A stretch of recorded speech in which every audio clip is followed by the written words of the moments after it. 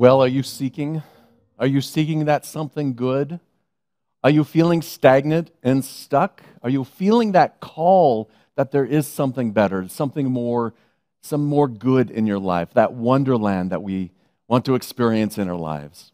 Well, today we're going into the second step of really living into that call that's pulling you forward.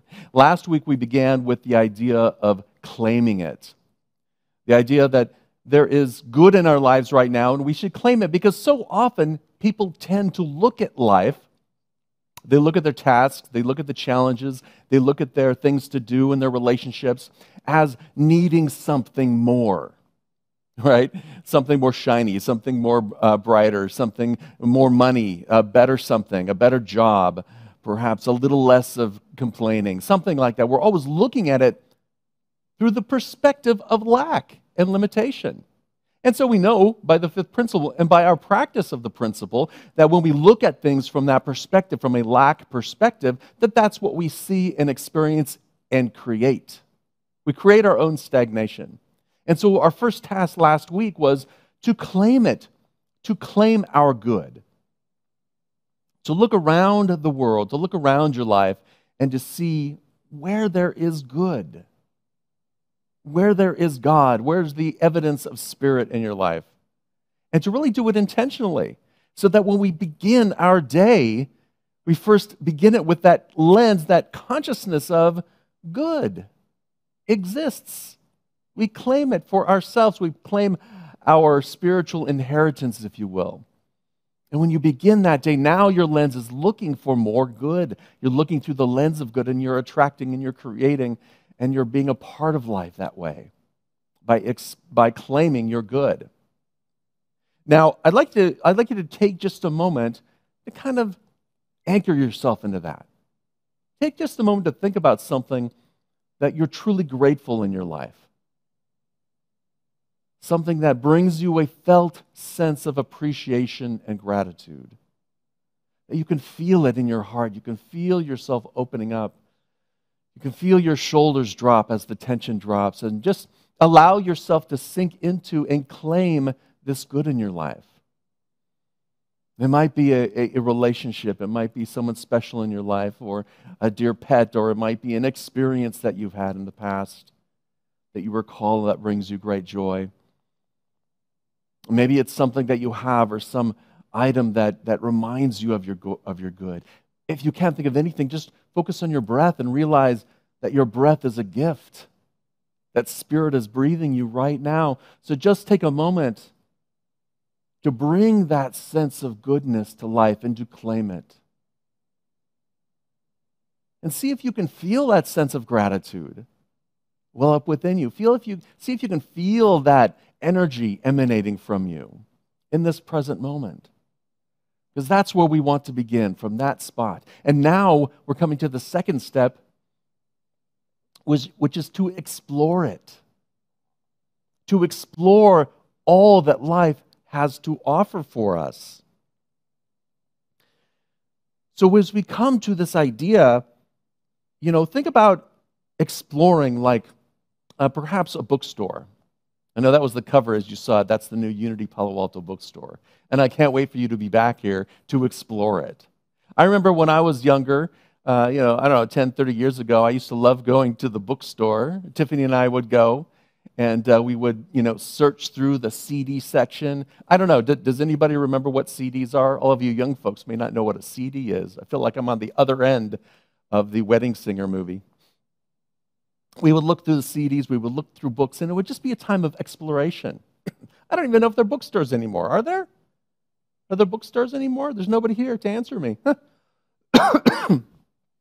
Well, I do know that there are bookstores. There's some small bookstores. There's some big bookstores.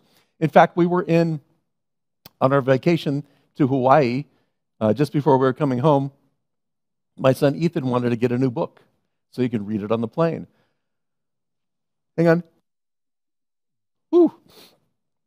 And so we found a used bookstore on the Big Island.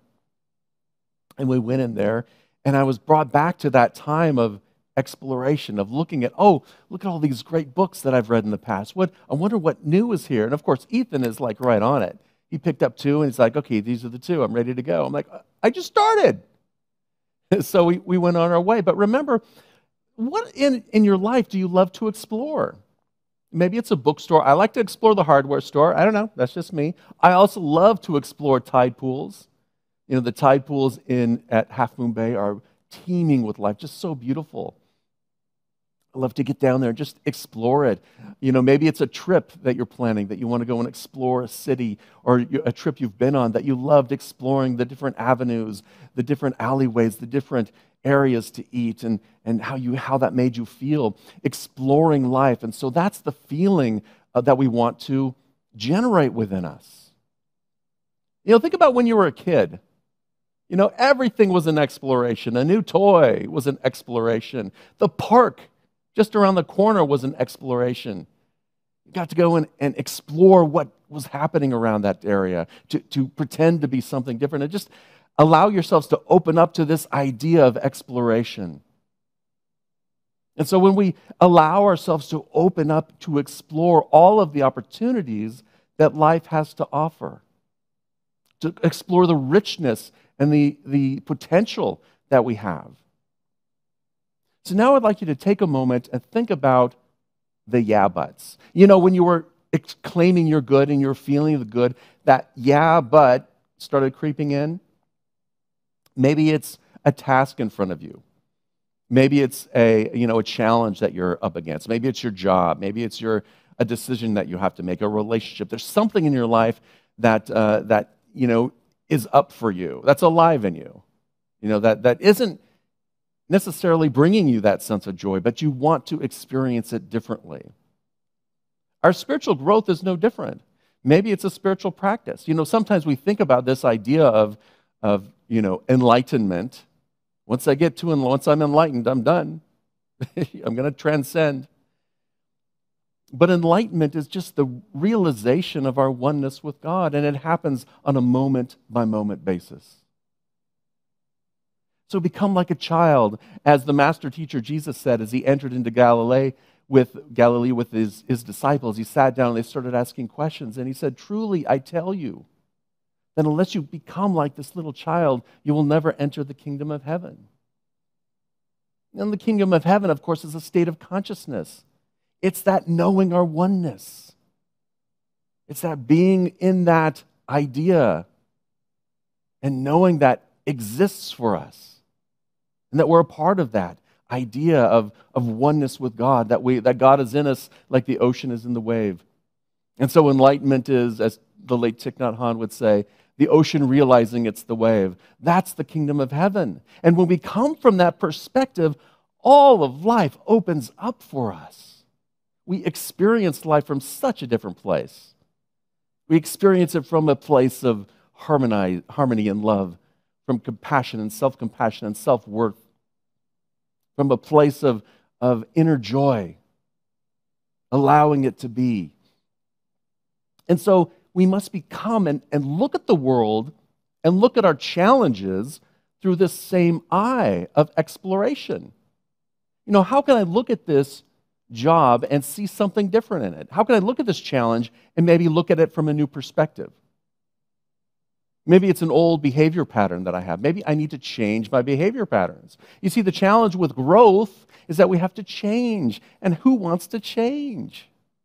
We get so complacent and stuck in our ways. Those automatic behaviors are just running us. In order to change those, we have to actually do something. We have to explore and find new ways and new things and new ideas and try them on for size. And then with the things that work and lead to our greater good and the greater good of those around us, the greater good of the collective consciousness of our world. That's what we're called to do, is to raise ourselves up.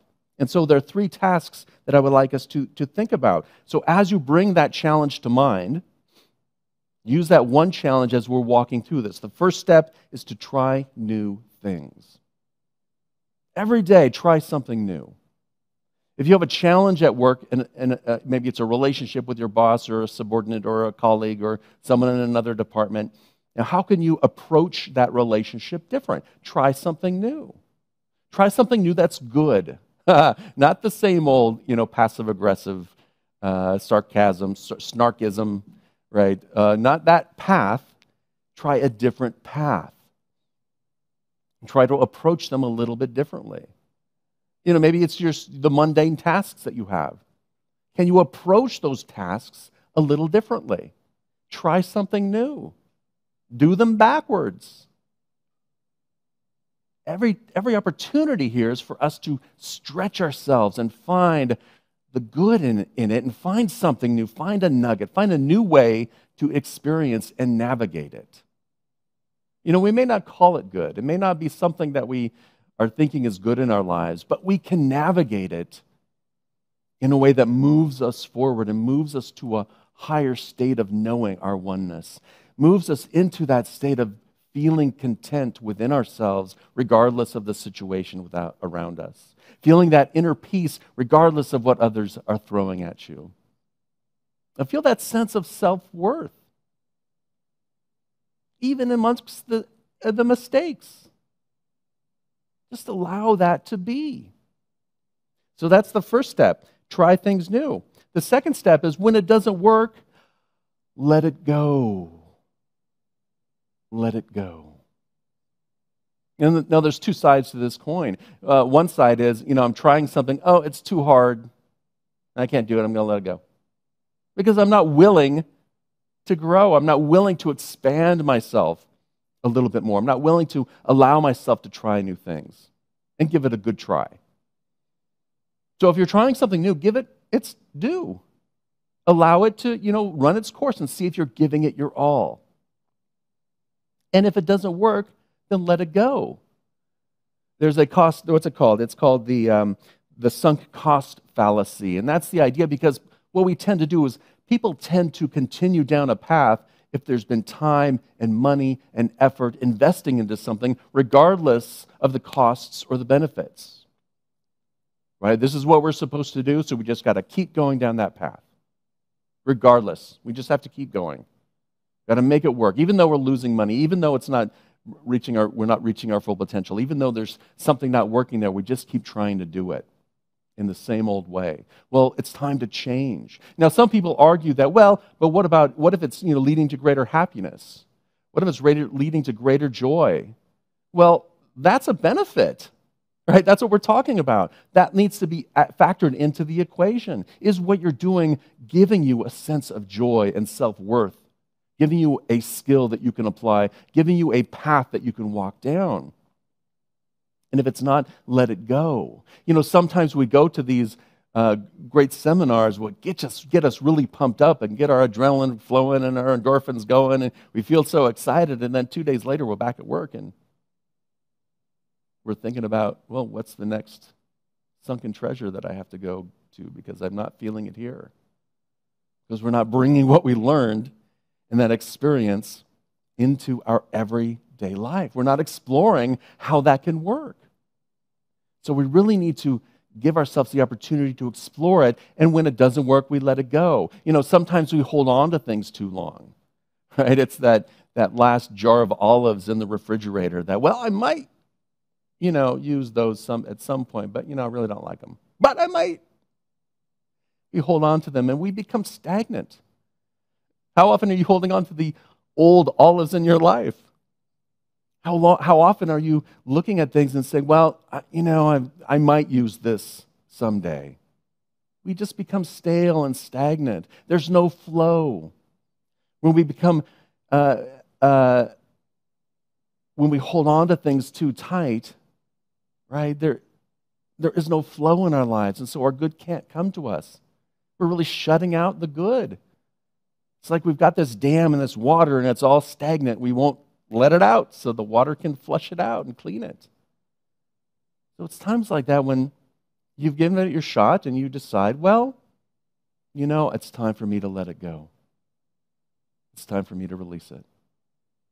So in our exploration, we can find new ways, and if we give it a fair shot to see, is it helping? Is it changing me? Is there a path here for me? And what am I holding on to in the past that I can let go of? As I'm finding new ways, what old patterns can I let go of? And so that's the second step. And the third step is realizing that what you are seeking is often right in front of you. So take a look at that task. Take a look at that challenge, that goal, that idea, that thing that you're working towards, that thing. Because often that thing is not really what we're looking for. That thing is not the end goal. What we want is the experience that lies behind the goal. What we want is the healing that lies behind the challenge. So if you have a goal and you can look at it and say, well, what lies back of it? What is it that I want to experience? What sense of self will it give me? What sense of self-worth? What sense of self-compassion? Is that really what I seek? Am I seeking inner peace? Am I seeking a sense of ease and comfort? What is it that I'm seeking? Because what I'm seeking is often not the thing that's out there. What I'm seeking is right here, right in front of me. Something that I can generate and create through spiritual practice. A sense of self-worth by knowing my oneness and aligning my thoughts, my words, my actions with that one presence and one power. You see, we go beyond, we have that transcendent idea of God, that transcendence idea of the allness of life, love, and wisdom. That's out there and we're all a part of it. And when we align with it, we get the immanent expression of it, the immanent God that's within us, the immanent energy of spirit, the immanent, that it's like that loving presence putting its arm around us, guiding us. We have that experience when we connect with it. And so what we're seeking is often not out there. Now, sometimes there are challenges and things that we just have to go through. So what we're seeking is a good outcome, but also a great experience going through the outcome. Maybe a great lesson at the end of it. Maybe something that I can apply in my life every day and help me live more joyfully and more generously. It's this aspect where our old wounds are healed. Because we're holding on to those old wounds. Or one of those buttons that we have, you know, those buttons that get pushed. You know, one of my buttons got pushed. And so all of a sudden I'm out of my bliss and I'm now in the emotion. But if I claim my good in this situation, if I claim my good here and now, and if I can explore that button a little bit and see, well, what's behind the wound? Maybe it's that same sense of self-worth, self-compassion, that same sense of harmony and inner peace that I'm seeking. And when I realize that that's what I'm seeking, I can give myself that. I can allow that spiritual energy to flow through me, and in doing so, heal that wound. That's where our healing can come from. It's also where we'll find meaning in life. Right? As we're out there exploring, let's look for something good to do in the world. Because it's not just for me, right? We're not just being selfish. The idea here is that when we create good in our lives, we're creating it for ourselves and we're creating it for others as well. That harmonizing energy radiates from us. So as we're going through our life and looking for things, exploring new opportunities, exploring new ideas, trying good things out, take a moment to think about what you can do in the next 3 or 4 months that will help the world. Because that will give you a greater sense of what you're really seeking. That sense of spiritual wholeness. That sense of oneness with God. That uplifting sense of inner joy, inner peace that comes with that experience. So as we're moving through this week, begin to explore. Begin to look at the things that are around us and around you. Any of the challenges, any of the tasks, any of the things that seem a little difficult, look for new ways to get around it, new ways to move through it, new ways to be in it, so that you show up. So that you show up showing you're good. You show up as the light of the world. As the song says, you got it, you got it, you got it.